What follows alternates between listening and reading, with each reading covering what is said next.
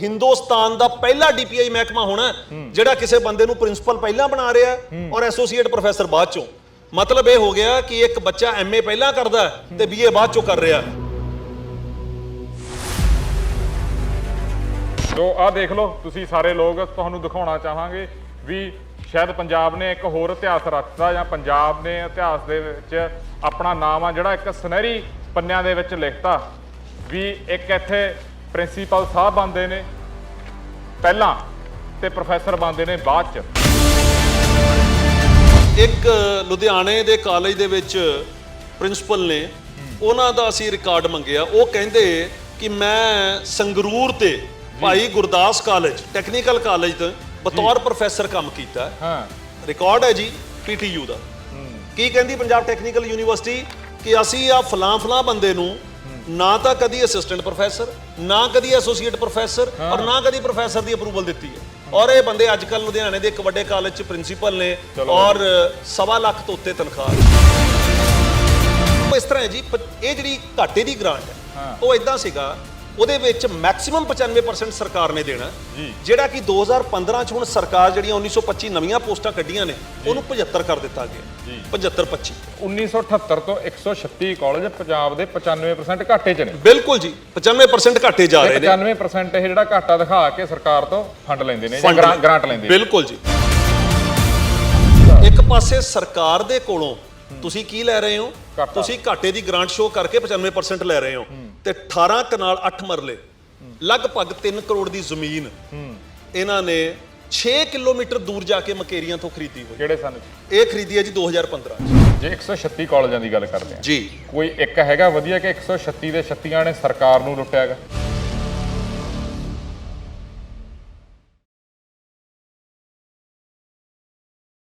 ਸਤਿ ਸ਼੍ਰੀ ਅਕਾਲ ਜੀ, ਮੈਂ ਰਤਨਦੀਪ ਸਿੰਘ ਧਾਲੀਵਾਲ ਸਵਾਗਤ ਕਰਦੇ ਹਾਂ ਤੁਹਾਡਾ ਟਾਕ ਵਿਦ ਰਤਨ ਦੇ ਵਿੱਚ। ਪੰਜਾਬ ਦੇ ਵਿੱਚ ਅਸੀਂ ਜੇ ਮੁੱਦਿਆਂ ਦੀ ਗੱਲ ਕਰਦੇ ਹਾਂ, ਮੁੱਦੇ ਬਹੁਤ ਸਾਰੇ ਨੇ, ਬਹੁਤ ਗੰਭੀਰ ਨੇ, ਪਰ ਜੇ ਅਸੀਂ ਲੋਕਾਂ ਦੇ ਪੈਸੇ ਦੀ ਗੱਲ ਕਰਦੇ ਹਾਂ, ਲੋਕਾਂ ਦਾ ਪੈਸਾ ਲੋਕਾਂ ਦੀਆਂ ਜੇਬਾਂ ਤੋਂ ਨਿਕਲ ਕੇ ਕਹਿੰਦੇ ਸਰਕਾਰ ਦੇ ਖਜ਼ਾਨੇ ਦੇ ਵਿੱਚ ਜਾਂਦਾਗਾ, ਫਿਰ ਸਰਕਾਰ ਵੱਖੋ-ਵੱਖ ਵਿਭਾਗਾਂ ਨੂੰ ਵੱਖੋ-ਵੱਖ ਅਦਾਰਿਆਂ ਨੂੰ ਉਹ ਪੈਸਾ ਵੰਡਦੀ ਆ ਜਾਂ ਸਰਕਾਰ ਲੋਕਾਂ ਦੀ ਹੀ ਭਲਾਈ ਦੇ ਲਈ ਕਹਿੰਦੇ ਆ ਉਹ ਪੈਸਾ ਲਾਉਂਦੀ ਆ ਡਿਵੈਲਪਮੈਂਟ ਲਈ। ਸੜਕਾਂ ਬਣਦੀਆਂ ਗਈਆਂ, ਰੋਡ ਬਣਦੇ ਨੇ, ਹੋਰ ਬਹੁਤ ਸਾਰੀਆਂ ਚੀਜ਼ਾਂ ਬਣਦੀਆਂ।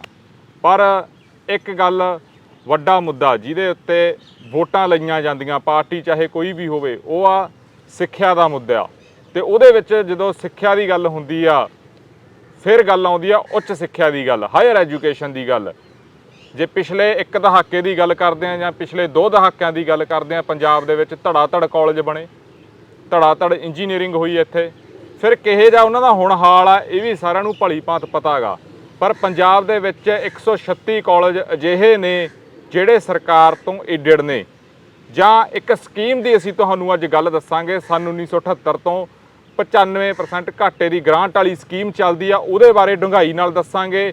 ਕੀ ਕੁਛ ਘਪਲੇ ਹੋਏ ਉਹਦੇ ਬਾਰੇ ਦੱਸਾਂਗੇ ਤੇ ਹੋਰ ਵੀ ਜਿਹੜੀਆਂ ਗੱਲਾਂ ਆਈਆਂ ਜਿਹੜੀਆਂ ਤੁਹਾਨੂੰ ਨਹੀਂ ਪਤਾ। ਹੋ ਸਕਦਾ ਇੰਟਰਵਿਊ ਥੋੜੀ ਜ਼ਿਆਦਾ ਸਿਆਣੀ ਹੋਵੇ, ਪਰ ਅਸੀਂ ਅਪੀਲ ਕਰਦੇ ਹਾਂ ਆਪਦੇ ਸਰੋਤਿਆਂ ਨੂੰ ਵੀ ਧਿਆਨ ਨਾਲ ਸੁਣਿਓ। ਤੁਹਾਡੇ ਕੰਮ ਆਉਣ ਵਾਲੀਆਂ ਗੱਲਾਂ ਤੇ ਤੁਹਾਡੇ ਵੀ ਕੰਨ ਦਿਮਾਗ ਸਭ ਕੁਝ ਖੁੱਲ੍ਹ ਜਾਣਾ ਵੀ ਪੰਜਾਬ ਦੇ ਵਿੱਚ ਇੱਕ ਅਜਿਹੀ ਧੋਖਾਧੜੀ ਵੀ ਹੋ ਰਹੀ ਆ, ਜਾਂ ਜੇ ਧੋਖਾਧੜੀ ਨਹੀਂ ਹੋ ਰਹੀ, ਜਿਹੜੇ ਲੋਕ ਇਲਜ਼ਾਮ ਲਾ ਰਹੇ ਨੇ ਫਿਰ ਉਹ ਕਿਉਂ ਬੋਲ ਰਹੇ ਨੇ, ਕੀ ਉਹਨਾਂ ਦਾ ਆਪਣਾ ਨਿੱਜੀ ਹਿੱਤ ਆ।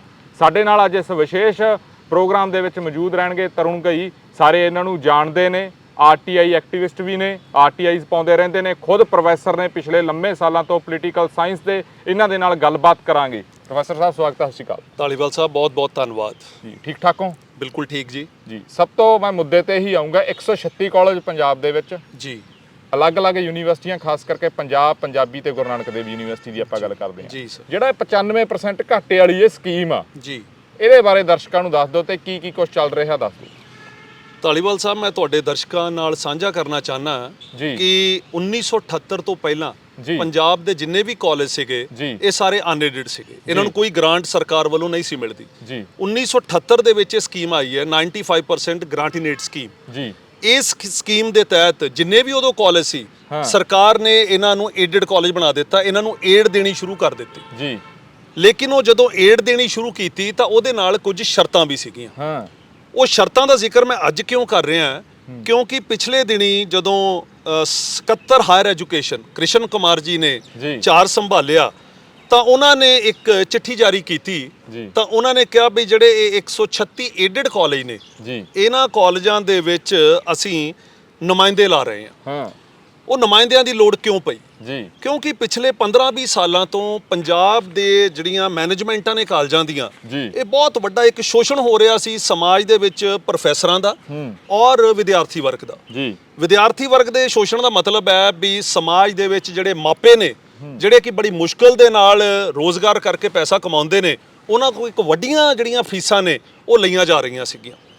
ਤਾਂ ਜਦੋਂ ਕ੍ਰਿਸ਼ਨ ਕੁਮਾਰ ਜੀ ਨੇ ਚਿੱਠੀ ਕੱਢੀ ਤਾਂ ਉਹਦੇ 'ਚ ਉਹਨਾਂ ਨੇ ਸਰਕਾਰੀ ਕਾਲਜਾਂ ਦੇ ਜਿਹੜੇ ਪ੍ਰੋਫੈਸਰ ਸੀਗੇ ਇਹਨਾਂ ਨੂੰ ਬਤੌਰ ਨੁਮਾਇੰਦੇ 136 ਨੁਮਾਇੰਦੇ ਲਗਾ ਦਿੱਤੇ ਗਏ ਵੀ ਇਹ ਨੁਮਾਇੰਦੇ ਇਹਨਾਂ ਕਾਲਜਾਂ ਦੇ ਵਿੱਚ ਬੈਠਣਗੇ। ਉਹਨਾਂ ਦੇ ਬੈਠਣ ਦਾ ਮਤਲਬ ਇਹ ਸੀ ਕਿ ਨੰਬਰ 1 ਉਹ ਚੈੱਕ ਕਰਨਗੇ ਇਹਨਾਂ ਕਾਲਜਾਂ ਦੀਆਂ ਬੈਲੈਂਸ ਸ਼ੀਟਾਂ। ਹਾਂ। ਅਪ੍ਰੈਲ ਮਹੀਨੇ ਦੇ ਵਿੱਚ ਇਹ ਲਿਖਿਆ ਗਿਆ ਕਿ ਪੂਰੇ ਸਾਲ ਦਾ ਜੋ ਵੀ ਬੈਲੈਂਸ ਸ਼ੀਟ ਹੈਗੀ ਆ ਉਹ ਸਰਕਾਰ ਨੂੰ ਇਹ ਨੁਮਾਇੰਦੇ ਭੇਜਣਗੇ। ਨੰਬਰ 2 ਕਾਲਜਾਂ 'ਚ ਪਿਛਲੇ 15 ਸਾਲਾਂ ਤੋਂ ਪ੍ਰੋਫੈਸਰਾਂ ਨੂੰ ਕਿਉਂਕਿ ਤਨਖਾਹਾਂ ਵੱਧ ਰਹੀਆਂ ਸੀ UGC ਦੇ ਸਕੇਲ ਨਵੇਂ ਆ ਰਹੇ ਸੀ ਤੇ ਮੈਨੇਜਮੈਂਟਾਂ ਉਹ ਸਕੇਲਾਂ ਨੂੰ ਪ੍ਰੋਫੈਸਰਾਂ ਨੂੰ ਨਹੀਂ ਸੀ ਦੇ ਰਹੀਆਂ ਤਾਂ ਇਸ ਕਰਕੇ ਉਹ ਪੈਸਾ ਬਚਾਉਣ ਦੇ ਲਈ ਪ੍ਰੋਫੈਸਰਾਂ ਨੂੰ ਧੜਾ ਧੜ ਕਾਲਜਾਂ 'ਚੋਂ ਕੱਢਿਆ ਗਿਆ। ਪਿਛਲੇ 10-15 ਸਾਲਾਂ 'ਚ ਲਗਭਗ 400 ਦੇ ਨੇੜੇ ਤੇੜੇ ਪ੍ਰੋਫੈਸਰ ਪੰਜਾਬ ਦੇ ਕਾਲਜਾਂ 'ਚੋਂ ਕੱਢ ਦਿੱਤਾ ਗਿਆ। ਕੱਲੇ ਪ੍ਰੋਫੈਸਰ ਹੀ ਨਹੀਂ ਨਾਨ ਟੀਚਿੰਗ ਸਟਾਫ ਵੀ ਜਿਹੜਾ ਮੈਨੇਜਮੈਂਟ ਪੋਸਟਾਂ ਤੇ ਕੰਮ ਕਰਦਾ ਸੀ ਉਹਨਾਂ ਨੂੰ ਕੱਢਿਆ ਗਿਆ। ਸਰਕਾਰ ਨੇ ਇਹ ਵੀ ਚੈੱਕ ਲਾਇਆ ਕਿ ਜੇ ਅੱਗੇ ਤੋਂ ਤੁਸੀਂ ਕੋਈ ਪ੍ਰੋਫੈਸਰ ਕੱਢਣਾ ਤੇ ਉਹ ਨੁਮਾਇੰਦੇ ਦੇ ਹਸਤਾਖਰ ਹੋਣੇ ਜ਼ਰੂਰੀ ਹੈ। ਨੁਮਾਇੰਦੇ ਨੂੰ ਪੁੱਛੇ ਬਿਨਾ ਤੁਸੀਂ ਪ੍ਰੋਫੈਸਰ ਨੂੰ ਕੱਢ ਨਹੀਂ ਸਕਦੇ। ਜਿਹੜੇ ਪਹਿਲਾਂ ਕੱਢੇ ਗਏ ਇਨਕੁਆਇਰੀ ਲੱਗੀ ਉਹਨਾਂ ਦੀ? ਨਹੀਂ ਉਹਨਾਂ ਦੀ ਕੋਈ ਇਨਕੁਆਇਰੀ ਨਹੀਂ ਲੱਗੀ। ਐਂ ਕੱਢਤੇ? ਐਂ ਕੱਢ ਦਿੱਤੇ ਗਏ ਜੀ। 400 ਬੰਦਾ? ਬਿਲਕੁਲ 400 ਬੰਦਾ ਔਰ ਉਹਨਾਂ ਵਿੱਚੋਂ ਸਾਡੀ ਜਥੇਬੰਦੀ ਹੈ AUCT association of unaided college teachers Punjab and Chandigarh. ਬਹੁਤ ਸਾਰੇ ਕੇਸ ਤਾਂ ਅਸੀਂ ਟ੍ਰਿਬਿਊਨਲ ਔਰ ਹਾਈ ਕੋਰਟ ਦੇ ਵਿੱਚ ਲਾਏ ਹੋਏ ਨੇ ਜਿਨ੍ਹਾਂ ਨੂੰ ਕਿ 2-2 2.5 ਸਾਲ ਹੋ ਗਏ ਸਾਡੇ ਪ੍ਰੋਫੈਸਰਾਂ ਨੂੰ ਟ੍ਰਿਬਿਊਨਲ 'ਚ ਧੱਕੇ ਖਾਂਦੇ ਹਜੇ ਤੱਕ ਉਹਨਾਂ ਨੂੰ ਜਸਟਿਸ ਨਹੀਂ ਮਿਲ ਪਾਇਆ। ਇਹ ਜਿਹੜੀ ਮੈਨੇਜਮੈਂਟ ਫੈਡਰੇਸ਼ਨ ਹੈ ਜਦੋਂ ਇਹਨਾਂ ਨੇ ਚਿੱਠੀ ਇਹਨਾਂ ਨੂੰ ਜਾਰੀ ਹੋਈ ਤਾਂ ਇਹਨਾਂ ਨੇ ਇੱਕ ਮੀਟਿੰਗ ਮੈਨੇਜਮੈਂਟ ਫੈਡਰੇਸ਼ਨ ਨੇ ਮੈਂ ਤੁਹਾਡੇ ਦਰਸ਼ਕਾਂ ਨੂੰ ਦਿਖਾਉਣਾ ਚਾਹਨਾ ਇੱਥੇ ਲੁਧਿਆਣੇ ਦੇ ਇੱਕ ਕਾਲਜ ਦੇ ਵਿੱਚ ਕੀਤੀ ਖਾਲਸਾ ਕਾਲਜ ਲੁਧਿਆਣੇ 'ਚ ਜੀ। ਉੱਥੇ ਇਹਨਾਂ ਨੇ ਕਿਹਾ ਕਿ ਅਸੀਂ ਇਹ ਨੁਮਾਇੰਦੇ ਜਿਹੜੇ ਆ ਇਹ ਸਰਕਾਰ ਦੇ ਨਹੀਂ ਬਹਿਣ ਦੇਣੇ ਔਰ ਜੇਕਰ ਇਹ ਸਰਕਾਰ ਇਹਦੇ ਤੇ ਅੜੀ ਰਹੀ ਤੇ ਲੋੜ ਪਈ ਤਾਂ ਅਸੀਂ ਕਾਲਜਾਂ ਨੂੰ ਬੰਦ ਵੀ ਕਰ ਦਿਆਂਗੇ। ਉਸ ਤੋਂ ਬਾਅਦ ਮੈਂ ਇੱਕ ਪ੍ਰੈਸ ਨੂੰ ਅਸੀਂ ਸਰਕੂਲਰ ਜਾਰੀ ਕੀਤਾ। ਅਸੀਂ ਪ੍ਰੈਸ ਨੋਟ ਦੇ ਵਿੱਚ ਕਿਹਾ ਕਿ ਜਿਹੜੀਆਂ ਮੈਨੇਜਮੈਂਟ ਫੈਡਰੇਸ਼ਨ ਜੀ ਇਹ ਦੱਸ ਦੇਣ ਕਿ ਜਿਹੜੀ 1978 ਦੀ ਗ੍ਰਾਂਟ ਇਨ ਏਡ ਸਕੀਮ ਸੀ ਉਹਦਾ ਕਲੌਜ਼ ਨੰਬਰ 15 ਜਿਹਦੇ ਵਿੱਚ ਇਹ ਕਲੀਅਰ ਕੱਟ ਲਿਖਿਆ ਕਿ ਸਰਕਾਰ ਜਦੋਂ ਮਰਜ਼ੀ ਚਾਹੇ ਇਹਨਾਂ ਕਾਲਜਾਂ ਦੇ ਵਿੱਚ ਆਪਣਾ ਨੁਮਾਇੰਦਾ ਲਗਾ ਸਕਦੀ ਹੈ। 1978 ਚ ਹੀ ਹੈ ਜੀ ਕਲੌਜ਼ ਨੰਬਰ 15 ਦੇ ਵਿੱਚ। ਇਹ ਤਾਂ ਮੈਂ ਕਹੂੰਗਾ ਕਿ ਪੁਰਾਣੀਆਂ ਸਰਕਾਰਾਂ ਦੀ ਅਣਗਹਿਲੀ ਰਹੀ ਹੈ ਜਾਂ ਉਹ ਇਹਨਾਂ ਤੇ ਕੋਈ ਚੈੱਕ ਨਹੀਂ ਸੀ ਰੱਖਣਾ ਚਾਹੁੰਦੇ ਉਹਨਾਂ ਨੇ ਨੁਮਾਇੰਦੇ ਨਹੀਂ ਲਾਏ। 1978 ਤੋਂ ਲੈ ਕੇ ਹੁਣ ਤੱਕ ਕਦੀ ਕੋਈ ਨੁਮਾਇੰਦੇ ਨਹੀਂ ਜੀ ਕਿਸੇ ਸਰਕਾਰ ਨੇ ਨਹੀਂ ਲਾਏ। ਨਾ ਕਾਂਗਰਸ ਨਾ ਅਕਾਲੀ ਬਿਲਕੁਲ ਨਹੀਂ ਜੀ ਲਾਏ। ਇਹ ਹੁਣ ਜਦੋਂ ਕ੍ਰਿਸ਼ਨ ਕੁਮਾਰ ਉਹਨਾਂ ਨੇ ਚਾਰਜ ਲਿਆ ਉਹਨਾਂ ਨੇ ਆਉਂਦੇ ਦੇਖਿਆ ਵੀ ਇਹ ਮੈਨੇਜਮੈਂਟਾਂ ਜਿਹੜੀਆਂ ਆਫੁਦਰੀਆਂ ਹੋਈਆਂ ਨੇ ਤੇ ਇਸ ਕਰਕੇ ਇਹਨਾਂ ਦੇ ਉੱਪਰ ਇਹ ਚੈੱਕ ਲਾਣਾ ਬਹੁਤ ਜ਼ਰੂਰੀ ਹੈ ਔਰ ਉਹਨਾਂ ਨੇ 136 ਨੁਮਾਇੰਦਿਆਂ ਦੀ ਜਿਹੜੀ ਲਿਸਟ ਹੈ ਉਹ ਜਾਰੀ ਕਰ ਦਿੱਤੀ। ਇਹ ਫੈਡਰੇਸ਼ਨ ਹੁਣ ਇਸ ਗੱਲ ਦਾ ਜਵਾਬ ਦੇਵੇ ਕਿ ਫੈਡਰੇਸ਼ਨ ਕਹਿੰਦੀ ਅਸੀਂ ਕਾਲਜ ਬੜੇ ਸੁਚਾਰੂ ਢੰਗ ਨਾਲ ਚਲਾ ਰਹੇ ਹਾਂ। ਇੱਕ ਮੈਂ ਹੋਰ ਮਾਫੀ ਚਾਹੂੰਗਾ ਜਿਹੜੇ 136 ਨੁਮਾਇੰਦਿਆਂ ਦੀ ਲਿਸਟ ਦਿੱਤੀ ਹੈ ਇਹਦੇ ਵਿੱਚ ਕੋਈ ਪੋਲੀਟੀਕਲ ਸਿੱਧੀ ਇਨਵੋਲਵਮੈਂਟ ਪੋਲੀਟੀਕਲ ਬੰਦੇ ਹੈ ਕਿ ਨਹੀਂ? ਨਹੀਂ ਕੋਈ ਪੋਲੀਟੀਕਲ ਬੰਦੇ ਨਹੀਂ ਜੀ। ਡਿਫਰੈਂਟ ਆਰਗੇਨਾਈਜੇਸ਼ਨਸ ਕਾਲਜਸ ਚਲਾ ਰਹੀਆਂ ਨੇ। ਇਹਦੇ ਵਿੱਚ DAV ਸੰਸਥਾਵਾਂ ਵੀ ਨੇ ਇਹਦੇ ਵਿੱਚ SGPC ਦੇ ਕਾਲਜ ਵੀ ਨੇ ਇਹਦੇ ਵਿੱਚ ਜਿਹੜੇ ਕੋਈ ਪ੍ਰਾਈਵੇਟ ਲੋਕਲ ਮੈਨੇਜਮੈਂਟਾਂ ਨੇ ਉਹ ਵੀ ਚਲਾ ਰਹੇ ਨੇ। ਕੋਈ ਪੋਲੀਟੀਕਲ ਤਾਂ ਮੈਨੂੰ ਨਹੀਂ ਲੱਗਦਾ। ਨਹੀਂ ਜਿਹੜੇ ਨੁਮਾਇੰਦੇ ਲਾਏ ਆ ਉਹ ਜਿਹੜੇ ਨੁਮਾਇੰਦੇ ਲਾਏ ਜੀ ਉਹ ਸਰਕਾਰੀ ਕਾਲਜਾਂ ਦੇ ਉਹ ਸਰਕਾਰੀ ਕਾਲਜਾਂ ਦੇ ਪ੍ਰੋਫੈਸਰ ਸੀਨੀਅਰ ਪ੍ਰੋਫੈਸਰ ਜਿਹੜੇ ਸਰਕਾਰੀ ਕਾਲਜਾਂ ਨਹੀਂ ਕੋਈ ਪੋਲੀਟੀਕਲ ਬੰਦਾ ਨਹੀਂ ਜੀ ਇਹਦੇ ਵਿੱਚ ਲਾਇਆ ਗਿਆ। ਇਹ ਸਰਕਾਰੀ ਕਾਲਜਾਂ ਦੇ ਪ੍ਰੋਫੈਸਰ ਚੈੱਕ ਰੱਖਣਗੇ ਔਰ ਮੈਨੂੰ ਲੱਗਦਾ ਉਹਦੇ ਪਿੱਛੇ ਵੀ ਸਰਕਾਰ ਦੀ ਮਨਸ਼ਾ ਇਹ ਸੀਗੀ ਕਿ ਜਿਹੜੇ ਸਰਕਾਰੀ ਕਾਲਜ ਦੇ ਪ੍ਰੋਫੈਸਰ ਹੈ ਉਹ ਵੀ ਇਹਨਾਂ ਮੈਨੇਜਮੈਂਟਾਂ ਦੀਆਂ ਗੱਲਾਂ 'ਚ ਨਹੀਂ ਆਣਗੇ ਕਿਉਂਕਿ ਉਹਨਾਂ ਦੀ ਵੀ ਆਪਣੀ ਸਰਕਾਰੀ ਨੌਕਰੀ ਹੈ ਤਾਂ ਕਿ ਜੇ ਉਹ ਕੋਈ ਗਲਤ ਕੰਮ ਕਰਨਗੇ ਤੇ ਲੋਕ ਉਹਨਾਂ ਦੀ ਸ਼ਿਕਾਇਤ ਵੀ ਕਰ ਸਕਦੇ ਨੇ। ਫਿਰ ਇਹ ਸਰਕਾਰ ਨੇ ਆਉਂਦਿਆਂ ਹੀ ਇੱਕ ਵਧੀਆ ਕਦਮ ਚੱਕਿਆ। ਬਹੁਤ ਵਧੀਆ ਕਦਮ ਜੀ ਅਸੀਂ ਸ਼ਲਾਘਾ ਕਰਦੇ ਹਾਂ। ਪਰ ਜਿਹੜੇ ਉਹ 136 ਕਾਲਜ ਆ ਉਹ ਕਹਿੰਦੇ ਵੀ ਅਸੀਂ ਨੁਮਾਇੰਦੇ ਨਹੀਂ ਲੱਗਣ ਦੇਣੇ ਅਸੀਂ ਕਾਲਜ ਬੰਦ ਕਰ ਬਿਲਕੁਲ ਉਹ ਕਹਿੰਦੇ ਜੇ ਕਾਲਜ ਬੰਦ ਕਰਨੇ ਪਏ ਤੇ ਬੰਦ ਕਰ ਦਿਆਂਗੇ। ਸਾਡਾ ਸਵਾਲ ਇਹ ਹੈ ਉਹ ਕਹਿੰਦੇ ਕਿ ਅਸੀਂ ਕਾਲਜ ਬੜੇ ਵਧੀਆ ਢੰਗ ਨਾਲ ਚਲਾ ਰਹੇ ਹਾਂ। ਅਸੀਂ ਕਿਹਾ ਜੇ ਵਧੀਆ ਢੰਗ ਨਾਲ ਚਲਾ ਰਹੇ ਨੇ ਇੱਕ ਵਾਈਟ ਪੇਪਰ ਜਾਰੀ ਕਰ ਦੇਣ ਉਹ ਦੱਸ ਦੇਣ ਨੰਬਰ 1 ਕਿ ਉਹ ਮੁਲਾਜ਼ਮਾਂ ਨੂੰ ਪੂਰੀਆਂ ਤਨਖਾਹਾਂ ਦੇ ਰਹੇ ਨੇ। ਨੰਬਰ 2 ਉਹ ਇਹ ਦੱਸ ਦੇਣ ਕਿ ਉਹ ਜਿਹੜੇ ਯੂਨੀਵਰਸਿਟੀਆਂ ਦੇ ਕੈਲੰਡਰ ਨੇ, ਕੈਲੰਡਰ ਜਿਹੜੇ ਨੇ ਮੈਂ ਤੁਹਾਡੇ ਦਰਸ਼ਕਾਂ ਲਈ ਦੱਸਦਾ ਵੀ ਇਹ ਹਰ ਯੂਨੀਵਰਸਿਟੀ ਦਾ ਸੰਵਿਧਾਨ ਨੇ, ਉਹਦੇ ਅਕੋਰਡਿੰਗਲੀ ਇਹ ਕਾਲਜ ਚੱਲਦੇ ਨੇ। ਕੀ ਉਹਨਾਂ ਕੈਲੰਡਰਾਂ ਨੂੰ ਇਹਨਾਂ ਮੈਨੇਜਮੈਂਟਾਂ ਨੇ ਐਜ਼ ਇਟ ਇਜ਼ ਲਾਗੂ ਕੀਤਾ ਹੋਇਆ ਆਪਣੇ ਕਾਲਜਾਂ 'ਚ? ਨੰਬਰ 3, ਕੀ ਇਹ ਦੱਸ ਦੇਣ ਕਿ ਜਿਹੜਾ ਪ੍ਰੋਵੀਡੈਂਟ ਫੰਡ ਹੈ ਮੁਲਾਜ਼ਮਾਂ ਦਾ ਕੱਟਿਆ ਜਾਂਦਾ, ਇਹ ਪੰਜਾਬ ਯੂਨੀਵਰਸਿਟੀ ਦੀ ਇੱਕ ਸਿੰਡੀਕੇਟ ਦੀ ਚਿੱਠੀ ਹੈ ਜਿਹੜੀ ਮੈਂ ਤੁਹਾਨੂੰ ਦਿਖਾ ਰਿਹਾ। ਇਹਦੇ ਵਿੱਚ ਕਲੀਅਰ ਕੱਟ ਹੈ ਕਿ ਪਹਿਲੀ ਤਰੀਕ ਤੋਂ ਜਿੱਦਣ ਮੁਲਾਜ਼ਮ ਜੁਆਇਨ ਕਰਦਾ ਪਹਿਲੇ ਦਿਨ ਤੋਂ ਉਹਦਾ ਪੀਐਫ ਕੱਟਣਾ। ਮੈਨੂੰ ਪੰਜਾਬ ਯੂਨੀਵਰਸਿਟੀ ਦੇ ਕਾਲਜ ਦਿਖਾ ਦਿਓ ਜਿੱਥੇ ਕਿ ਪਹਿਲੇ ਦਿਨ ਤੋਂ ਪੀਐਫ ਕੱਟਿਆ ਜਾ ਰਿਹਾ, 2 ਸਾਲ ਪੀਐਫ ਨਹੀਂ ਕੱਟਿਆ ਜਾ ਰਿਹਾ। ਇਹ ਐਕਸਪਲੋਇਟੇਸ਼ਨ ਨਹੀਂ ਤਾਂ ਕੀ ਹੈਗੀ ਹੈ? ਉਹਦੇ ਚ ਕੁਝ ਇਦਾਂ ਦੀ ਵੀ ਕਹਿੰਦੇ ਗੱਲ ਆ ਜਾਂਦੀ ਵੀ ਕੰਟਰੈਕਟ ਤੇ ਨੇ ਜਾਂ ਇਦਾਂ ਕੁਝ। ਇਹ ਰੈਗੂਲਰ ਤਾਂ ਟੀਚਰਸ ਦਾ ਜੀ, ਮੈਂ ਕਹਿ ਰਿਹਾ ਰੈਗੂਲਰ ਟੀਚਰਸ ਦਾ, ਸਿੰਡੀਕੇਟ ਨੇ ਪਾਸ ਕੀਤਾ ਹੋਇਆ ਵੀ ਰੈਗੂਲਰ ਟੀਚਰਸ ਦਾ, ਲੇਕਿਨ ਇਹਨਾਂ ਦਾ ਨਹੀਂ ਕੱਟਿਆ ਗਿਆ। ਇਹ ਮੈਨੇਜਮੈਂਟਾਂ ਦੱਸ ਦੇਣ ਕਿ ਕੀ ਉਹ ਪਹਿਲੇ ਦਿਨ ਤੋਂ ਪੀਐਫ ਕੱਟ ਰਹੇ ਨੇ। ਮੈਨੇਜਮੈਂਟਾਂ ਦੱਸ ਦੇਣ ਕਿ ਕੀ ਜਿਹੜੀਆਂ ਮੈਟਰਨਿਟੀ ਲੀਵ ਹੈ 6 ਮਹੀਨੇ ਦੀ ਲੀਵ ਦੇਣੀ ਹੈ, ਬੱਚਾ ਹੋਣਾ ਜਦੋਂ ਲੇਡੀਜ਼ ਦੇ, ਤਾਂ ਉਹਨਾਂ ਨੂੰ 6 ਮਹੀਨੇ ਦੀ ਲੀਵ ਇਹ ਦੇ ਰਹੀਆਂ ਨੇ। ਮੈਜੋਰਿਟੀ ਕਾਲਜਸ ਨੇ ਜੀ ਐਡਾ ਵੱਡਾ ਘਾਣ ਕਿ ਸਾਡੀਆਂ ਜਿਹੜੀਆਂ ਭੈਣਾਂ ਕਾਲਜਾਂ ਦੇ ਵਿੱਚ ਬਤੌਰ ਪ੍ਰੋਫੈਸਰ ਕੰਮ ਕਰ ਰਹੀਆਂ 6-6 ਮਹੀਨੇ ਛੁੱਟੀ ਨਹੀਂ ਦਿੱਤੀ ਜਾ ਰਹੀ, ਔਨ ਰਿਕਾਰਡ ਹੈ। ਔਰ ਮੈਂ ਇਹਦੇ ਵਿੱਚ ਇਹ ਕਹਿਣਾ ਕਿ ਕੀ ਯੂਨੀਵਰਸਿਟੀਆਂ ਦੇ ਵਾਈਸ ਚਾਂਸਲਰ ਇਹਨਾਂ ਮੈਨੇਜਮੈਂਟਾਂ ਦੇ ਨਾਲ ਮਿਲੇ ਨੇ?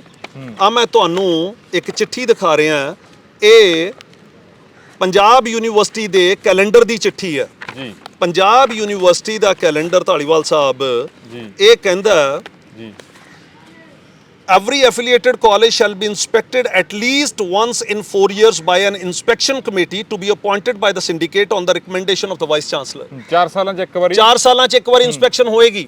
ਔਰ ਇਸ ਇਨਸਪੈਕਸ਼ਨ ਦੇ ਵਿੱਚ ਕੀ ਚੈੱਕ ਹੋਏਗਾ? ਕਾਲਜ ਦਾ ਇਨਫਰਾਸਟ੍ਰਕਚਰ, ਨੰਬਰ 2 ਕਾਲਜ ਦੇ ਟੀਚਰਸ ਦੀਆਂ ਜਿਹੜੀਆਂ ਸਰਵਿਸ ਬੁੱਕ ਨੇ ਉਹ ਚੈੱਕ ਹੋਣਗੀਆਂ, ਜਿਹਦੇ ਵਿੱਚ ਕਿ ਉਹਨਾਂ ਨੂੰ ਕੀ ਗ੍ਰੇਡ ਦਿੱਤਾ ਜਾ ਰਿਹਾ, ਉਹਨਾਂ ਨੂੰ ਪੀਐਚਡੀ ਦੀਆਂ ਇਨਕਰੀਮੈਂਟਾਂ ਦਿੱਤੀਆਂ, ਉਹਨਾਂ ਨੂੰ ਐਨੂਅਲ ਇਨਕਰੀਮੈਂਟਸ ਮਿਲੀਆਂ, ਕਿੰਨੀਆਂ ਛੁੱਟੀਆਂ ਦਿੱਤੀਆਂ ਜਾ ਰਹੀਆਂ ਜੀ। ਮੈਨੂੰ ਪਿਛਲੇ 16 ਸਾਲਾਂ ਤੋਂ ਪੰਜਾਬ ਯੂਨੀਵਰਸਿਟੀ ਦਾ ਵਾਈਸ ਚਾਂਸਲਰ ਦੱਸ ਦੇਵੇ ਕਿ ਜੀ ਇਹ ਕਮੇਟੀਆਂ ਸਾਡੇ ਡਿਫਰੈਂਟ ਕਾਲਜਸ 'ਚ ਗਈਆਂ ਔਰ ਇਹ ਰਿਕਾਰਡ ਚੈੱਕ ਕੀਤਾ। ਕਦੇ ਵੀ ਨਹੀਂ ਹੋਇਆ, ਕਦੇ ਵੀ ਨਹੀਂ ਹੋਇਆ ਜੀ। 16 ਸਾਲਾਂ ਦੇ ਵਿੱਚ ਗੁਰੂ ਨਾਨਕ ਦੇਵ ਯੂਨੀਵਰਸਿਟੀ ਦੱਸੇ, ਪੰਜਾਬੀ ਯੂਨੀਵਰਸਿਟੀ ਪਟਿਆਲਾ ਦੱਸੇ, ਜੇ ਇਹ ਚੈੱਕ ਕੀਤਾ ਹੁੰਦਾ ਤੇ ਅੱਜ ਪ੍ਰੋਫੈਸਰ ਧਰਨੇ ਮੁਜ਼ਾਹਰਿਆਂ ਤੇ ਨਾ ਬੈਠੇ ਹੁੰਦੇ, ਅੱਜ ਇਹ ਹਾਲ ਨਾ ਹੋਇਆ ਹੁੰਦਾ ਪੰਜਾਬ ਦੇ ਕਾਲਜਾਂ ਦਾ ਜਿਹੜਾ ਕਿ ਹਾਲ ਹੁਣ ਹੋ ਜਾ ਰਿਹਾ। ਸੋ ਇਸ ਕਰਕੇ ਇਹ ਜਿਹੜੇ 136 ਨੁਮਾਇੰਦੇ ਨੇ, ਇਹ ਸਰਕਾਰ ਦੀ ਇੱਕ ਬਹੁਤ ਵੱਡੀ ਅਚੀਵਮੈਂਟ ਹੈ। ਅਸੀਂ ਕਹਿੰਦੇ ਆ ਜਿਹੜਾ ਸਰਕਾਰ ਨੇ ਫੈਸਲਾ ਲਿਆ ਔਰ ਇਹ ਪ੍ਰੋਫੈਸਰਾਂ ਦੇ ਔਰ ਵਿਦਿਆਰਥੀਆਂ ਦੇ ਹਿੱਤ 'ਚ ਹੈ। ਵਿਦਿਆਰਥੀਆਂ ਦੀ ਮੈਂ ਇੱਕ ਮਿੰਟ ਗੱਲ ਕਰ ਲਵਾਂ ਜੀ। ਤੁਸੀਂ ਜਲੰਧਰ ਸ਼ਹਿਰ ਦੇ ਵਿੱਚ, ਤੁਸੀਂ ਅੰਮ੍ਰਿਤਸਰ ਸ਼ਹਿਰ ਦੇ ਵਿੱਚ, ਤੁਸੀਂ ਲੁਧਿਆਣੇ ਸ਼ਹਿਰ ਦੇ ਵਿੱਚ ਡਿਫਰੈਂਟ ਕਾਲਜਸ 'ਚ ਦੇਖ ਲਓ, ਵੱਖ-ਵੱਖ ਕਾਲਜ ਵੱਖ-ਵੱਖ ਫੀਸ ਲੈ ਰਹੇ ਨੇ। ਆਪਾਂ ਸੇਮ ਕੋਰਸਿਸ ਦੇ ਜੀ, ਆਪਾਂ ਲੁਧਿਆਣੇ 'ਚ ਬੈਠੇ ਆ, ਪੰਜਾਬ ਐਗਰੀਕਲਚਰ ਯੂਨੀਵਰਸਿਟੀ 'ਚ ਬੈਠੇ ਆ। ਸ਼ਹਿਰ ਦੇ ਵਿੱਚ 14 ਕਾਲਜ ਨੇ ਜਿਹੜੇ ਪੰਜਾਬ ਯੂਨੀਵਰਸਿਟੀ ਦੇ ਨਾਲ ਐਫੀਲੀਏਟਡ ਨੇ। ਕਮਰਸ ਦੀ ਫੀਸ ਹੈ, ਇੱਕ ਕਾਲਜ 80,000 ਰੁਪਇਆ ਚਾਰਜ ਕਰ ਰਿਹਾ ਲੁਧਿਆਣੇ 'ਚ, ਇਹ ਲੁਧਿਆਣੇ ਦੇ ਵਿੱਚ। ਇੱਕ ਕਾਲਜ 56,000 ਰੁਪਇਆ ਕਰ ਰਿਹਾ, ਇੱਕ ਕਾਲਜ 48,000 ਰੁਪਇਆ ਕਰ ਰਿਹਾ, ਇੱਕ ਕਾਲਜ 42,000 ਕਰ ਰਿਹਾ, ਇੱਕ ਕਾਲਜ 28,000 ਕਰ ਰਿਹਾ। ਪਰ ਯੂਨੀਵਰਸਿਟੀ ਦੀ ਜਿਹੜੀ ਹਰ ਸਾਲ ਇੱਕ ਫੀ ਕਮੇਟੀ ਵੱਲੋਂ ਰਿਕਮੈਂਡ ਹੋ ਕੇ ਫੀ ਆਂਦੀ ਹੈ, ਉਹ ਤੁਸੀਂ ਦੇਖੀ ਜਾਵੇ ਤਾਂ ਮੇਰਾ ਖਿਆਲ 28-29,000 ਰੁਪਈਆ। ਫਿਰ ਉਹ ਜਾਣੀ ਕਿ ਇੱਕ ਅੱਧਾ ਕਾਲਜ ਹੀ ਸਹੀ ਕਰ ਰਿਹਾ ਹੈ, ਇੱਕ ਅੱਧਾ ਕਾਲਜ ਜਾਂ 2 ਕਾਲਜ ਕਰਦੇ ਹੋਣਗੇ। ਮੈਜੋਰਿਟੀ ਕਾਲਜ ਜਿਹੜੇ ਨੇ ਉਹ ਰੂਲਸ ਨੂੰ ਵਾਇਓਲੇਟ ਕਰਦੇ ਔਰ ਸਮਾਜ ਦੇ ਵਿੱਚ ਪੇਰੈਂਟਸ ਨੂੰ ਇਸ ਤਰੀਕੇ ਦੇ ਨਾਲ ਲੁੱਟਿਆ ਜਾ ਰਿਹਾ। ਕੀ ਇਹ ਵਾਈਸ ਚਾਂਸਲਰ ਨੂੰ ਪਤਾ ਨਹੀਂ ਹੈ? 28 ਦੀ ਜਗ੍ਹਾ ਤੇ 80,000, 28 ਦੀ ਜਗ੍ਹਾ ਤੇ 80,000 ਰੁਪਈਆ ਫੀਸ ਲਈ ਜਾ ਰਹੀ ਹੈ, ਕੋਈ ਚੈੱਕ ਨਹੀਂ ਹੈ। ਮਾਪਿਆਂ ਨੂੰ ਲੁੱਟਿਆ ਜਾ ਰਿਹਾ, ਵਿਦਿਆਰਥੀਆਂ ਨੂੰ ਲੁੱਟਿਆ ਜਾ ਰਿਹਾ, ਲੁੱਟੀ ਚਲੋ। ਫਿਰ ਕਹਿ ਦਿੰਦੇ ਆ ਵੀ ਨੌਜਵਾਨ ਵਿਦੇਸ਼ਾਂ 'ਚ ਜਾਂਦਾ, ਤੇ ਵਿਦੇਸ਼ਾਂ 'ਚ ਹੀ ਜਾਣਗੇ ਜੀ। ਕੀ ਕਰਨਗੇ ਮਾਪੇ, ਕੀ ਕਰਨਗੇ ਮੈਨੂੰ ਦੱਸੋ? ਜੇ 28,000 ਦੀ ਜਗ੍ਹਾ 80,000 ਰੁਪਈਆ ਫੀਸ ਜਾਂ 56,000 ਰੁਪਈਆ ਫੀਸ ਲਓਗੇ ਤਾਂ ਕੀ ਕਰੋਗੇ ਤੁਸੀਂ? ਸੋ ਇਸ ਕਰਕੇ ਇਹ ਜਿਹੜਾ 1978 ਦੀ ਗ੍ਰਾਂਟ ਇਨ ਏਡ ਦੀ ਸਕੀਮ ਹੈਗੀ ਹੈ 95% ਘਾਟੇ ਦੀ, ਉਹਦੇ ਤੇ ਆਉਣੇ ਆ। ਉਹ ਕੀ ਹੈ? ਉਹ ਇਸ ਤਰ੍ਹਾਂ ਹੈ ਜੀ, ਇਹ ਜਿਹੜੀ ਘਾਟੇ ਦੀ ਗ੍ਰਾਂਟ ਹੈ ਉਹ ਇਦਾਂ ਸੀਗਾ, ਉਹਦੇ ਵਿੱਚ ਮੈਕਸਿਮਮ 95% ਸਰਕਾਰ ਨੇ ਦੇਣਾ, ਜਿਹੜਾ ਕਿ 2015 'ਚ ਹੁਣ ਸਰਕਾਰ ਜਿਹੜੀਆਂ 1925 ਨਵੀਆਂ ਪੋਸਟਾਂ ਕੱਢੀਆਂ ਨੇ ਉਹਨੂੰ 75 ਕਰ ਦਿੱਤਾ ਗਿਆ। 25% ਜਿਹੜਾ ਉਹ ਮੈਨੇਜਮੈਂਟਾਂ ਪਾਣਗੀਆਂ, 75% ਸਰਕਾਰ ਪਾਏਗੀ। ਪਹਿਲਾਂ ਇਹ 95 ਹੁੰਦੀ ਸੀਗੀ। ਹੁਣ ਇਹ ਜਿਹੜੀ 95 ਹੈ, ਮੈਂ ਤੁਹਾਡੇ ਦਰਸ਼ਕਾਂ ਨੂੰ ਕਲੀਅਰ ਕਰ ਦਵਾਂ, ਇਹ ਘਾਟੇ ਦੀ ਗ੍ਰਾਂਟ ਹੈ। ਮੈਕਸਿਮਮ 95% ਦੇਣਾ ਸਰਕਾਰ ਨੇ। ਜੇ ਘਾਟਾ 45 ਹੈ ਤੇ 45, ਜੇ 55 ਤੇ 55, ਜੇ 70 ਹੈ ਤੇ 70 ਹੈ। ਹੁਣ ਮੈਨੇਜਮੈਂਟਾਂ ਇਹ ਕਹਿੰਦੀਆਂ ਨੇ ਪਿਛਲੇ 42 ਵਰਿਆਂ ਤੋਂ 95% ਹੀ ਲੈ ਰਹੀਆਂ ਨੇ ਪੰਜਾਬ ਦੇ 136 ਕਾਲਜ। ਮੈਂ ਇੱਕ ਸਵਾਲ ਕਰਨਾ ਚਾਹੁੰਦਾ, ਜੇ ਇਹ ਘਾਟੇ 'ਚ ਜਾ ਰਹੇ ਸੀਗੇ ਕਾਲਜ, ਤਾਂ ਮੈਂ ਇੱਕ ਕਾਲਜ ਦਾ ਰਿਕਾਰਡ ਤੁਹਾਡੇ ਸਾਹਮਣੇ ਲਿਆਉਣਾ ਚਾਹ ਰਿਹਾ ਜੀ। ਮਤਲਬ ਵੀ 1978 ਤੋਂ 136 ਕਾਲਜ ਪੰਜਾਬ ਦੇ 95% ਘਾਟੇ 'ਚ ਨੇ। ਬਿਲਕੁਲ ਜੀ, 95% ਘਾਟੇ ਜਾ ਰਹੇ ਨੇ। 95% ਇਹ ਜਿਹੜਾ ਘਾਟਾ ਦਿਖਾ ਕੇ ਸਰਕਾਰ ਤੋਂ ਫੰਡ ਲੈਂਦੇ ਨੇ ਜਾਂ ਗ੍ਰਾਂਟ ਲੈਂਦੇ ਨੇ। ਬਿਲਕੁਲ ਜੀ, ਬਿਲਕੁਲ ਠੀਕ ਹੈ। ਔਰ ਇੱਕ ਪੰਜਾਬ ਦਾ ਕਾਲਜ ਹੈ, ਪਿਛਲੇ 50 ਸਾਲ ਦਾ ਪੁਰਾਣਾ ਕਾਲਜ ਹੈ, 78 ਤੋਂ ਏਡ ਲੈ ਰਿਹਾ, ਸਵਾਮੀ ਪ੍ਰੇਮਾਨੰਦ ਮਹਾਵਿਦਿਆਲਿਆ ਮੁਕੇਰੀਆਂ। ਇਹਨਾਂ ਨੂੰ ਆਰਟੀਆਈ ਪਾਈ ਗਈ ਕਿ ਕੀ ਤੁਸੀਂ ਕਦੀ ਆਪਣੇ ਕਾਲਜ ਚੋਂ ਕਿਸੇ ਸੰਸਥਾ ਨੂੰ ਲੋਨ ਦਿੱਤਾ? ਹਾਂ। ਆ ਜਵਾਬ ਆਂਦਾ, ਦਾ total amount transferred to SPN charitable hospital was 18,31,000 ਰੁਪਈਆ। ਜੇ ਘਾਟਾ ਸੀਗਾ 95% ਇਹ ਲੈਂਦੇ ਰਹੇ ਸਰਕਾਰਾਂ ਕੋਲੋਂ, ਤਾਂ ਇਹ ਸੰਸਥਾ ਫਿਰ ਲੋਨ ਕਿੱਦਾਂ ਦੇ ਰਹੀ ਹੈ? 18,31,000 ਰੁਪਈਆ। ਤੇ ਜਦੋਂ ਇਹਨਾਂ ਨੂੰ ਪੁੱਛਿਆ ਗਿਆ ਵੀ ਇਹ ਪੈਸਾ ਵਾਪਸ ਆ ਗਿਆ, ਤਾਂ ਕਹਿੰਦੇ no information is available regarding returned amount with interest. ਪੈਸਾ ਵਾਪਸ ਆਇਆ ਕਿ ਨਹੀਂ ਆਇਆ ਸਾਨੂੰ ਕੱਖ ਨਹੀਂ ਪਤਾ। ਤੁਹਾਡੇ ਵੱਲੋਂ ਪਾਈ ਗਈ ਆਰਟੀ? ਯੈਸ, ਇਹ 18,31,000 ਰੁਪਈਆ। ਉਸ ਤੋਂ ਬਾਅਦ ਇਸੇ ਕਾਲਜ ਨੇ ਹਸਪਤਾਲ 'ਚ ਅਮਾਉਂਟ ਟ੍ਰਾਂਸਫਰ ਕਰਤੀ। ਆ ਅਮਾਉਂਟ ਕਿੱਦਾਂ ਟ੍ਰਾਂਸਫਰ ਹੁੰਦੀ ਆ ਵੀ ਦੇਖੋ। ਆ ਕਾਲਜ ਦਾ ਅਕਾਊਂਟ ਹੈ ਜੀ, ਇਹਦੇ ਵਿੱਚੋਂ 3207 ਨੰਬਰ ਹਸਪਤਾਲ ਦਾ ਅਕਾਊਂਟ ਹੈ। ਆਪਣੇ ਅਕਾਊਂਟ 'ਚੋਂ ਵਿਦਿਆਰਥੀਆਂ ਦਾ ਪੈਸਾ ਆ ਦੇਖੋ ਜੀ, 50,000 ਰੁਪਏ ਟ੍ਰਾਂਸਫਰ ਹੋ ਗਿਆ, ਫਿਰ 55,000 ਟ੍ਰਾਂਸਫਰ ਹੋ ਗਿਆ, ਫਿਰ 15,000, 68,000, 1 ਲੱਖ, 10,000, 20,000, 18,31,000 ਰੁਪਏ ਟ੍ਰਾਂਸਫਰ ਇਦਾਂ ਕਰ ਦਿੱਤਾ ਗਿਆ। ਔਰ ਇਹਦੇ 'ਚ ਵੀ ਕਮਾਲ ਦੀ ਗੱਲ ਕੀ ਕਹਿੰਦੇ ਨੇ, ਹਸਪਤਾਲ 'ਚ ਚਲਾ ਗਿਆ, ਕਹਿੰਦੇ ਵੀ ਜਿਹੜੇ ਕਾਲਜ ਦੇ ਪ੍ਰਧਾਨ ਸੀਗੇ, ਐਕਸ ਇੰਡਸਟਰੀ ਮਿਨਿਸਟਰ ਪੰਜਾਬ ਰਹੇ ਨੇ, ਸ਼੍ਰੀ BN ਮੱਕੜ। ਮੱਕੜ ਸਾਹਿਬ ਦੀ ਗੱਡੀ ਨੰਬਰ ਹੈ 3252। 3252 ਗੱਡੀ ਦਾ ਜਿਹੜਾ ਪੈਟਰੋਲ ਅਤੇ ਰਿਪੇਅਰ ਹੈ ਉਹ ਹਸਪਤਾਲ ਦੇ ਅਕਾਊਂਟ ਵਿੱਚੋਂ ਦਿੱਤਾ ਜਾਏਗਾ। ਕਾਲਜ ਦਾ ਪੈਸਾ ਹਸਪਤਾਲ 'ਚ ਟ੍ਰਾਂਸਫਰ ਕੀਤਾ ਜਾਂਦਾ ਹੈ। ਹਸਪਤਾਲ ਦੇ ਵਿੱਚ ਕਿਹਾ ਜਾਂਦਾ, ਇਹ ਮੈਨੇਜਮੈਂਟ ਦੀ ਮੀਟਿੰਗ ਦੇ ਮਿੰਟਸ ਨੇ, ਕਿ 3252 ਜਿਹੜੀ ਗੱਡੀ ਹੈ BN ਮੱਕੜ ਦੀ ਗੱਡੀ ਹੈ, ਠੀਕ ਹੈ ਨਾ, ਉਹਨਾਂ ਦਾ ਬੇਟਾ ਅੱਜਕੱਲ ਰਾਜਨ ਮੱਕੜ ਉਸੇ ਕਾਲਜ ਦਾ ਪ੍ਰਧਾਨ ਹੈ। ਜਵਾਬ ਦੇਣੇ ਇਸ ਗੱਲ ਦਾ ਕਿ 3252 ਗੱਡੀ ਦਾ 93-94 ਦੀਆਂ ਗੱਲਾਂ ਕਰ ਰਿਹਾ ਮੈਂ, ਤੇ ਉਹਦਾ ਹਸਪਤਾਲ ਦੇ ਵਿੱਚੋਂ ਰਿਪੇਅਰ ਦਾ ਅਤੇ ਪੈਟਰੋਲ ਦਾ ਖਰਚਾ ਦਿੱਤਾ ਜਾਏਗਾ। Ex industry minister Punjab. ਤੇ ਜਿਹੜੇ 18 ਲੱਖ ਆਹ ਲੋਨ ਦਿੱਤਾ 95 ਚ ਦਿੱਤਾ ਇਹ ਦਿੱਤਾ ਜੀ 93 ਤੋਂ ਲੈ ਕੇ 97 ਦੇ ਵਿੱਚ 4 ਸਾਲਾਂ 'ਚ ਟ੍ਰਾਂਸਫਰ ਹੋਇਆ ਪੈਸਾ। ਔਰ ਉਸ ਤੋਂ ਬਾਅਦ ਇਸੇ ਕਾਲਜ 'ਚ ਮੈਂ ਆਰਟੀਆਈ ਪਾਈ ਕਿ ਕਾਲਜ ਨੇ ਕੋਈ ਜ਼ਮੀਨ ਤਾਂ ਨਹੀਂ ਖਰੀਦੀ। ਅੱਛਾ। ਇੱਕ ਪਾਸੇ ਸਰਕਾਰ ਦੇ ਕੋਲੋਂ ਤੁਸੀਂ ਕੀ ਲੈ ਰਹੇ ਹੋ? ਤੁਸੀਂ ਘਾਟੇ ਦੀ ਗ੍ਰਾਂਟ ਸ਼ੋ ਕਰਕੇ 95% ਲੈ ਰਹੇ ਹੋ, ਤੇ 18 ਕਨਾਲ 8 ਮਰਲੇ ਲਗਭਗ 3 ਕਰੋੜ ਦੀ ਜ਼ਮੀਨ ਇਹਨਾਂ ਨੇ 6 ਕਿਲੋਮੀਟਰ ਦੂਰ ਜਾ ਕੇ ਮਕੇਰੀਆਂ ਤੋਂ ਖਰੀਦੀ ਹੋਈ। ਕਿਹੜੇ ਸਨ? ਇਹ ਖਰੀਦੀ ਹੈ ਜੀ 2015 'ਚ। ਪਰ ਕਾਲਜ ਘਾਟੇ 'ਚ। ਕਾਲਜ ਘਾਟੇ 'ਚ ਹੈ। 7-8 ਕਰੋੜ ਦੀਆਂ ਐਫਡੀਆਂ ਨੇ ਇਸ ਕਾਲਜ ਦੇ ਕੋਲ। ਕਾਲਜ ਘਾਟੇ ਦੇ ਵਿੱਚ। ਕਾਲਜ ਦੇ ਨਾਮ ਤੇ ਲਈ ਹੈ। ਇਹ ਕਾਲਜ ਦੇ ਨਾਮ ਤੇ ਹੈ ਜੀ। ਆ ਦੇਖੋ, ਮੈਨੇਜਿੰਗ ਕਮੇਟੀ ਸਵਾਮੀ ਪ੍ਰੇਮਾਨੰਦ ਮਹਾਵਿਦਿਆਲਿਆ ਮੁਕੇਰੀਆਂ, ਉਹਦੇ ਨਾਮ ਤੇ ਲਈ ਹੋਈ ਹੈ। ਫਿਰ ਜਿਹੜੀਆਂ ਪਹਿਲਾਂ ਵਾਲੀਆਂ ਸਰਕਾਰਾਂ ਸੀ। ਔਰ ਮੈਂ ਇੱਥੇ ਕਲੀਅਰ ਕਰਦਾ ਜੀ, ਇਹ ਉਹ ਕਾਲਜ ਹੈ ਜਿਹਨੂੰ 2010 ਦੇ ਵਿੱਚ ਆ ਬਾਈਆ ਕਮੇਟੀ ਜਾਂਦੀ ਹੈ ਪੰਜਾਬ ਯੂਨੀਵਰਸਿਟੀ ਦੀ, ਇਸ ਕਾਲਜ ਨੂੰ ਰਿਕਮੈਂਡ ਕਰਦੀ ਹੈ ਵੀ ਇਸ ਕਾਲਜ ਨੂੰ ਡਿਸਐਫੀਲੀਏਟ ਕੀਤਾ ਜਾਵੇ। 2010 ਦੇ ਵਿੱਚ ਪੰਜਾਬ ਯੂਨੀਵਰਸਿਟੀ ਦੀ ਬਾਈਆ ਕਮੇਟੀ ਜਾਂਦੀ ਹੈ, ਔਰ ਉਸ ਤੋਂ ਬਾਅਦ ਸਿੰਡੀਕੇਟ ਜੀਕੇ ਚਤਰਥ ਜਿਹੜੇ ਕਿ ਐਡਵੋਕੇਟ ਜਨਰਲ ਪੰਜਾਬ ਰਹੇ ਨੇ, ਉਹ ਕਹਿੰਦੇ ਨੇ ਵੀ ਇਸ ਕਾਲਜ 'ਚ ਬਹੁਤ ਵੱਡਾ ਘਪਲਾ ਹੈ ਤੇ ਇਸ ਕਾਲਜ ਨੂੰ ਜਿਹੜਾ ਹੈਗਾ ਉਹ ਡਿਸਐਫੀਲੀਏਟ, ਔਰ ਇਹਨਾਂ ਨੂੰ ਕਾਲਜ ਨੂੰ ਚਿੱਠੀ ਭੇਜ ਦਿੱਤੀ ਜਾਂਦੀ ਹੈ 2010 ਡਿਸਐਫੀਲੀਏਸ਼ਨ ਦੀ, ਔਰ ਇਹ ਕੋਰਟ ਦੇ ਵਿੱਚ ਦੌੜਦੇ ਨੇ। ਔਰ ਅੱਜ ਵੀ ਇਹ ਕਾਲਜ ਸਟੇ ਤੇ ਹੈ। 12 ਵਰੇ ਹੋ ਗਏ ਆ ਸਟੇ ਤੇ ਬੈਠਾ ਇਹ ਕਾਲਜ, ਤੇ ਹਜੇ ਵੀ ਧਾਂਦਲੀਆਂ ਮੁੱਕ ਨਹੀਂ ਰਹੀਆਂ, ਤੇ 3 ਕਰੋੜ ਦੀ ਜ਼ਮੀਨ ਲੈ ਕੇ ਬੈਠਾ ਹੈ। ਕਰੋੜਾਂ ਰੁਪਈਆਂ ਦੀਆਂ ਐਫਡੀਆਂ ਨੇ, ਲੇਕਿਨ ਘਾਟੇ 'ਚ ਹੈ ਕਾਲਜ। ਜੇ 136 ਕਾਲਜਾਂ ਦੀ ਗੱਲ ਕਰਦੇ ਆ ਜੀ, ਕੋਈ ਇੱਕ ਹੈਗਾ ਵਧੀਆ ਕਿ 136 ਦੇ 36 ਨੇ ਸਰਕਾਰ ਨੂੰ ਲੁੱਟਿਆ ਹੈਗਾ? ਦੇਖੋ, ਜਿਹੜੇ ਤਾਂ ਬਹੁਤ ਛੋਟੇ ਕਾਲਜ ਨੇ, ਹਾਂ, ਉਹਨਾਂ ਦੇ ਵਿੱਚ ਤਾਂ ਕਿਤੇ 200 ਬੱਚਾ, ਕਿਤੇ 150 ਬੱਚਾ, ਕਿਤੇ 250 ਬੱਚਾ ਜੀ। ਉਹਨਾਂ ਕਾਲਜਾਂ 'ਚ ਤਾਂ ਟੀਚਰ ਵੀ ਜਿਹੜੇ ਹੈਗੇ ਨੇ ਉਹ ਕਿਤੇ 5 ਨੇ, ਕਿਤੇ 4 ਨੇ, ਕਿਤੇ 8 ਨੇ, ਸੀਮਤ ਨੇ। ਜਿਹੜੇ ਵੱਡੇ ਕਾਲਜ ਨੇ, ਅਸੀਂ ਸਰਕਾਰ ਨੂੰ ਪਿੱਛੇ ਜੀ ਇਹ ਰਿਕੁਐਸਟ ਕੀਤੀ ਹੈ, ਸਿੱਖਿਆ ਮੰਤਰੀ ਜਿਹੜੇ ਨੇ ਮੀਥੇਰ ਜੀ, ਉਹਨਾਂ ਨੂੰ ਕਿਹਾ ਵੀ ਤੁਸੀਂ ਉੱਤਲੇ ਜਿਹੜੇ 36 ਕਾਲਜ ਨੇ ਇਹਨਾਂ ਦੀਆਂ ਫਾਈਨੈਂਸ਼ੀਅਲ ਆਡਿਟ ਕਰਵਾ ਲਓ। ਦੁੱਧ ਦਾ ਦੁੱਧ, ਪਾਣੀ ਦਾ ਪਾਣੀ ਹੋ ਜਾਊਗਾ, ਤੁਹਾਨੂੰ ਪਤਾ ਲੱਗ ਜਾਊਗਾ ਵੀ ਕਿੰਨਾ ਕਿੰਨਾ ਪੈਸਾ ਇਹਨਾਂ ਕਾਲਜਾਂ ਦੇ ਕੋਲ। ਇਹ ਤਾਂ ਫਿਰ ਲੋਕਾਂ ਦਾ ਤੇ ਸਰਕਾਰ ਦਾ ਕਰੋੜਾਂ ਰੁਪਈਆ ਖਾ ਗਏ। ਕਰੋੜਾਂ ਰੁਪਈਆ ਜੀ। ਔਰ ਮੈਂ ਤੁਹਾਨੂੰ ਇੱਕ ਰਿਕਾਰਡ ਦੇ ਰਿਹਾ, ਆ ਇੱਕ ਪੰਜਾਬ ਯੂਨੀਵਰਸਿਟੀ ਦੇ ਕਾਲਜਾਂ ਦੀ ਗੱਲ ਕਰ ਦਵਾਂ, ਤੇ ਇੱਕ ਸਿੰਡੀਕੇਟ ਨੇ ਇੱਕ ਚਿੱਠੀ ਆ ਜੀ, ਤੁਹਾਡੀ ਨਜ਼ਰ 'ਚ ਮੈਂ ਲਿਆ ਰਿਹਾ, 2010 ਦੀ ਚਿੱਠੀ ਹੈ। ਇਹਦੇ 'ਚ ਇੱਕ ਰਿਟਾਇਰਲ ਬੈਨੀਫਿਟ ਫੰਡ ਸ਼ੁਰੂ ਕੀਤਾ। ਉਹਦੇ 'ਚ ਕਿਹਾ ਵੀ 1500 ਰੁਪਈਆ ਤੁਸੀਂ ਲੈਣਾ ਪਰ ਸਟੂਡੈਂਟ 2010 ਤੋਂ, ਹਰ ਮਹੀਨੇ, ਹਰ ਸਾਲ। ਜੇ 2000 ਕਿਸੇ ਕਾਲਜ ਦੇ ਵਿੱਚ ਬੱਚਾ ਹੈ ਤਾਂ ਤੁਸੀਂ 30 ਲੱਖ ਰੁਪਈਆ ਲੈ ਲਿਆ। ਜੇ 2000 ਬੱਚਾ, ਤੇ ਇਹ 1500 ਵਧਾ ਕੇ 2015 'ਚ ਕਰ ਦਿੱਤਾ ਗਿਆ 1700, ਔਰ ਅੱਜ ਕੱਲ੍ਹ 2125 ਰੁਪਇਆ ਲਿਆ ਜਾ ਰਿਹਾ। ਤੇ ਜੇ ਐਵਰੇਜ ਆਪਾਂ ਪਿਛਲੇ 10 ਸਾਲਾਂ ਦੀ ਕੱਢ ਲਈਏ ਤੇ ਇਹ ਕੋਈ 17,500-1800 ਰੁਪਈਆ ਬਣਦਾ। ਇਹਦਾ ਮਤਲਬ ਹੈ ਜੇ 2000 ਬੱਚਾ ਤੇ 36 ਲੱਖ ਰੁਪਈਆ ਤੁਸੀਂ 10 ਸਾਲਾਂ ਤੋਂ ਲੈ ਰਹੇ ਹੋ ਤਾਂ 3 ਕਰੋੜ 60 ਲੱਖ ਰੁਪਈਆ ਬਣ ਗਿਆ। ਠੀਕ ਹੈ। ਇਹਦੇ ਉੱਪਰ ਇੰਟਰਸਟ ਪਾ ਲਓ 10 ਸਾਲਾਂ ਦਾ, ਲਗਭਗ 4.5 ਕਰੋੜ ਰੁਪਇਆ ਉਸ ਕਾਲਜ ਕੋਲ ਜਿਹਦੇ ਚ 2000 ਬੱਚਾ ਪੜ੍ਹਦਾ। 4.5 ਕਰੋੜ ਰੁਪਈਆ ਉਹ ਹੈ ਜਿਹਦੇ ਚੋਂ ਤੁਸੀਂ ਕੋਈ ਕਾਲਜ ਦੀ ਕਿਤਾਬ ਨਹੀਂ ਖਰੀਦ ਸਕਦੇ, ਤੁਸੀਂ ਕੋਈ ਸੀਮੈਂਟ ਦੀ ਬੋਰੀ ਨਹੀਂ ਲੈ ਸਕਦੇ। ਇਹ ਸਿਰਫ ਅਤੇ ਸਿਰਫ ਪ੍ਰੋਫੈਸਰਾਂ ਲਈ ਆ। ਉਹਨਾਂ ਨੂੰ ਰਿਟਾਇਰ ਹੋਣ ਤੇ ਤੁਸੀਂ 3 ਚੀਜ਼ਾਂ ਦੇਣੀਆਂ, ਗ੍ਰੈਚੁਇਟੀ, ਲੀਵ ਇਨਕੈਸ਼ਮੈਂਟ ਔਰ ਤੀਜਾ ਤੁਸੀਂ ਉਹਨਾਂ ਨੂੰ ਜਿਹੜਾ ਪ੍ਰੋਵੀਡੈਂਟ ਫੰਡ ਦੇਣਾ। ਸਾਡੇ ਜਿਹੜੇ ਰਿਟਾਇਰਡ ਪ੍ਰੋਫੈਸਰ ਨੇ, ਤੁਹਾਨੂੰ ਪਤਾ ਪੰਜਾਬ 'ਚ ਪੈਨਸ਼ਨ ਸਕੀਮ ਖਤਮ ਕਰ ਦਿੱਤੀ ਗਈ ਹੈ। ਸਾਡੇ ਪ੍ਰੋਫੈਸਰਾਂ ਦੀ ਪਹਿਲਾਂ ਹੀ ਨਹੀਂ ਪੈਨਸ਼ਨ ਸਕੀਮ ਸੀਗੀ ਔਰ ਜਦੋਂ ਇੱਕ ਪ੍ਰੋਫੈਸਰ ਰਿਟਾਇਰ ਹੋ ਜਾਂਦਾ ਉਹਨੂੰ ਗਿਣਮਾ ਚੁਣਮਾ ਪੈਸਾ ਮਿਲਣਾ ਹੁੰਦਾ ਅਦਾਰਿਆਂ ਤੋਂ।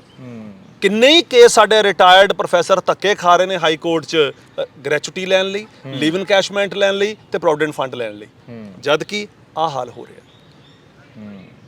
ਸੋ ਇਸ ਕਰਕੇ ਅਸੀਂ ਕਹਿ ਰਹੇ ਹਾਂ ਕਿ ਇਹ ਕਾਲਜਾਂ ਦੀ ਇੱਕ ਫਾਈਨੈਂਸ਼ੀਅਲ ਆਡਿਟ ਹੋਣੀ ਚਾਹੀਦੀ ਹੈ ਨਿਰਪੱਖ ਢੰਗ ਦੇ ਨਾਲ। ਔਰ ਮੈਂ ਇਹਦੇ ਬਾਰੇ ਜਿਹੜਾ ਤੁਹਾਡਾ ਏਜੀ ਹੈਗਾ ਆਡਿਟ ਜੀ, ਉਹਨਾਂ ਨੂੰ ਵੀ ਇੱਕ ਚਿੱਠੀ ਪਾਈ ਹੈ। ਮੈਂ ਕਿਹਾ ਜੀ ਵੀ ਇਹਨਾਂ ਕਾਲਜਾਂ ਦੀ ਇੱਕ ਫਾਈਨੈਂਸ਼ੀਅਲ ਆਡਿਟ ਕਰ ਲਓ, ਤੁਹਾਡੇ ਸਾਹਮਣੇ ਦੁੱਧ ਦਾ ਦੁੱਧ ਪਾਣੀ ਦਾ ਪਾਣੀ ਹੋ ਜਾਣਾ। ਸੀਬੀਆਈ ਨੂੰ ਵੀ ਕੋਈ ਚਿੱਠੀ ਪਾਈ? ਉਹ ਇਸ ਤਰ੍ਹਾਂ ਸੀ ਜੀ, ਉਹ ਇਦਾਂ ਕੇਸ ਇੱਕ ਧਾਲੀਵਾਲ ਸਾਹਿਬ ਆਇਆ ਕਿ ਅਸੀਂ ਚੀਫ ਮਿਨਿਸਟਰ ਸਾਹਿਬ ਨੂੰ ਵੀ ਚਿੱਠੀ ਪਾਈ ਹੈ, ਅਸੀਂ ਸੈਕਟਰੀ ਹਾਇਰ ਐਜੂਕੇਸ਼ਨ ਨੂੰ ਵੀ ਚਿੱਠੀ ਪਾਈ ਸੀ ਕਿ ਪੰਜਾਬ ਦੇ ਕਾਲਜਾਂ ਦੇ ਵਿੱਚ ਜੀ ਸਾਡੇ ਧਿਆਨ ਚ ਆਇਆ ਵੀ ਕੁਝ ਇਨਐਲੀਜੀਬਲ ਬੰਦੇ ਪ੍ਰਿੰਸੀਪਲ ਬਣੇ ਬੈਠੇ ਨੇ ਔਰ ਐਸੋਸੀਏਟ ਪ੍ਰੋਫੈਸਰ ਬਣੇ ਬੈਠੇ ਨੇ। ਤੁਹਾਡੇ ਦਰਸ਼ਕਾਂ ਦੇ ਲਈ ਮੈਂ ਦੱਸ ਦਵਾਂ ਕਿ ਜਿਹੜਾ ਇੱਕ ਐਸੋਸੀਏਟ ਪ੍ਰੋਫੈਸਰ ਹੈ ਉਹਨੂੰ ਲਗਭਗ 1,40,000 ਦੇ ਨੇੜੇ ਤੇੜੇ ਤਨਖਾਹ ਮਿਲਦੀ ਹੈ ਮਹੀਨੇ ਦੀ ਔਰ ਜਿਹੜੇ ਪ੍ਰਿੰਸੀਪਲ ਨੇ ਉਹਨਾਂ ਨੂੰ 1.5 ਲੱਖ ਰੁਪਈਆ ਤਨਖਾਹ ਮਿਲਦੀ ਹੈ ਮਹੀਨੇ ਦੀ। ਜਦੋਂ ਸਾਡੇ ਸਾਹਮਣੇ ਇੱਕ ਇਸ਼ੂ ਆਇਆ ਤਾਂ ਉਹਦੇ ਵਿੱਚ ਇੱਕ ਪ੍ਰਿੰਸੀਪਲ ਜਿਹਨੂੰ ਕਿ DPI ਕਾਲਜਸ ਪੰਜਾਬ ਜੀ 1/6/2020 ਨੂੰ ਚਿੱਠੀ ਜਾਰੀ ਕਰਦਾ ਹੈ ਕਿ ਇਹਨੂੰ ਪ੍ਰਿੰਸੀਪਲ ਦੀ ਅਸੀਂ ਅਪਰੂਵਲ ਦਿੰਦੇ ਹਾਂ, ਪ੍ਰਿੰਸੀਪਲ ਬਣਾਤਾ 1/6/2020 ਨੂੰ। 9 ਮਹੀਨੇ ਬਾਅਦ ਉਹੀ DPI ਡਿਪਾਰਟਮੈਂਟ, ਆ ਚਿੱਠੀ ਹੈ, 9 ਮਹੀਨੇ ਬਾਅਦ ਉਹੀ DPI ਡਿਪਾਰਟਮੈਂਟ ਕੀ ਕਹਿੰਦਾ ਕਿ ਜੀ ਇਹਨਾਂ ਨੂੰ ਅਸੀਂ ਪ੍ਰੋਫੈਸਰ ਦੀ, ਐਸੋਸੀਏਟ ਪ੍ਰੋਫੈਸਰ ਦੀ ਅਪਰੂਵਲ ਦੇ ਰਹੇ ਹਾਂ। ਇਹ ਧਾਲੀਵਾਲ ਸਾਹਿਬ, ਮੈਂ ਤੁਹਾਡੇ ਦਰਸ਼ਕਾਂ ਨੂੰ ਦੱਸਦਾ, ਹਿੰਦੁਸਤਾਨ ਦਾ ਪਹਿਲਾ DPI ਮਹਿਕਮਾ ਹੋਣਾ ਜਿਹੜਾ ਕਿਸੇ ਬੰਦੇ ਨੂੰ ਪ੍ਰਿੰਸੀਪਲ ਪਹਿਲਾਂ ਬਣਾ ਰਿਹਾ ਔਰ ਐਸੋਸੀਏਟ ਪ੍ਰੋਫੈਸਰ ਬਾਅਦ ਚੋਂ। ਮਤਲਬ ਇਹ ਹੋ ਗਿਆ ਕਿ ਇੱਕ ਬੱਚਾ MA ਪਹਿਲਾਂ ਕਰਦਾ ਤੇ BA ਬਾਅਦ ਚੋਂ ਕਰ ਰਿਹਾ ਤੇ ਇਹ ਡਿਗਰੀਆਂ ਦਿੱਤੀਆਂ ਜਾ ਰਹੀਆਂ। ਦਿਖਾਓਗੇ ਤੁਸੀਂ ਮੈਨੂੰ? ਇਹ ਲਓ, ਮੈਂ ਤੁਹਾਨੂੰ ਬਿਲਕੁਲ ਪ੍ਰੂਫ ਹੈਗਾ, ਬਿਲਕੁਲ ਪ੍ਰੂਫ ਹੈ ਜੀ। ਇਹ ਤੁਹਾਨੂੰ ਪ੍ਰੂਫ ਦੇ ਰਹੇ ਹਾਂ, ਅਸੀਂ ਚਿੱਠੀਆਂ ਦੇ ਰਹੇ ਨੇ ਇਹਦੀਆਂ ਜੀ। ਦੋਨੇ ਚਿੱਠੀਆਂ ਹੈਗੀਆਂ ਤੁਹਾਡੇ? ਦੋਨੋਂ ਚਿੱਠੀਆਂ ਜੀ। ਆ 1/6/2020 ਦੀ ਤੁਸੀਂ ਕਾਈਂਡਲੀ ਦਿਖਾਓ।